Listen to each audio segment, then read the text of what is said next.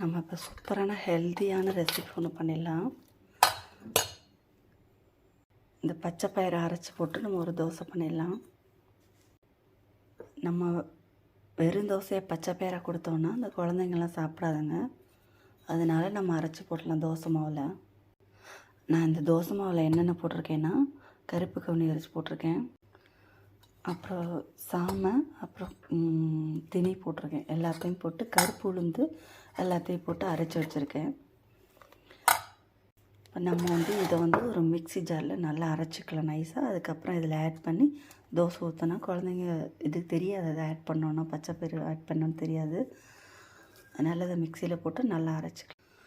இதை நம்ம ஃபஸ்ட்டு நல்லா தண்ணி ஊற்றி நல்லா வாஷ் பண்ணிக்கலாம்.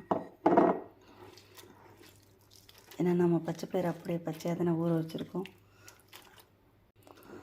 ஒரு 2-3 தடவை நல்லா வாஷ் பண்ணிக்கலாம். நம்ம அரைச்சி எடுத்துக்கலாம். ஃபஸ்ட்டு நம்ம தண்ணி ஊற்றாமல் அரைச்சிட்டு அதுக்கப்புறம் கொஞ்சம் தண்ணி ஆட் பண்ணி நல்லா அரைச்சிக்கலாங்க. பாருங்கள், இந்த அளவுக்கு அரைச்சிருக்கேன். இப்போ மாவில் மிக்ஸ் இப்போ நம்ம கொஞ்சம் தண்ணி ஊற்றிக்கலாம். இப்போ நம்ம பச்சை பயிறு போட்டோன்னே தெரியாது. இந்த பாருங்கள், நான் இந்த மாதிரி வாரத்துக்கு ஒரு தடவை பச்சை பயிரை ஊற வச்சு இந்த மாதிரி முளை கட்டி வச்சுருவேன். இது இந்த மாதிரி கண்ணாடி கிளாஸில் போட்டு வச்சிட்டிங்கன்னா ஒன்றுமே ஆகாது. 1 வீக்கு நல்லா யூஸ் பண்ணலாம்.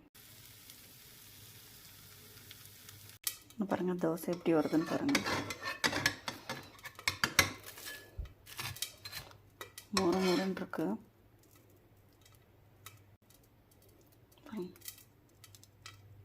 இன்னொரு தோசை நான் ஊற்றி கட்டுறேன்.